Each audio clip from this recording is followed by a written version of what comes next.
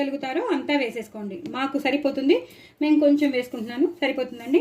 ఇప్పుడు నేను పోపు వేసేస్తానండి.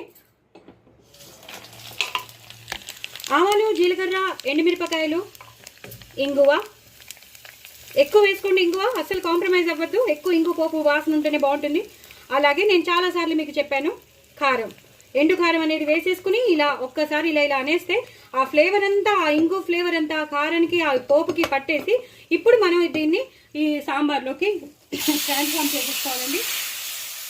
చాలా చాలా టేస్టీ అయిన సాంబార్ మీకు అంతమైపోతుంది. ఇడ్లీలోకి, సాంబార్లోకి, అన్నంలోకి అదిరిపోతుందండి. ఇదే టైంలో మనం కొత్తిమీర, కరివేపాకు వేసేసి గార్నిష్ చేసేసుకోండి. అంతేనండి, మొత్తం సాంబార్ అయిపోయింది. దయచేసి నా ఛానల్ సబ్స్క్రైబ్ చేసుకోండి, సపోర్ట్ చేయండి. చాలా చాలా టేస్టీ అయిన సాంబార్ మీ ముందు ఉంటుంది, చాలా టేస్టీగా ఉంటుంది. నా ఛానల్ మాత్రం సబ్స్క్రైబ్ చేసుకోవడం అసలు మర్చిపోద్దే. బాయ్ అండి.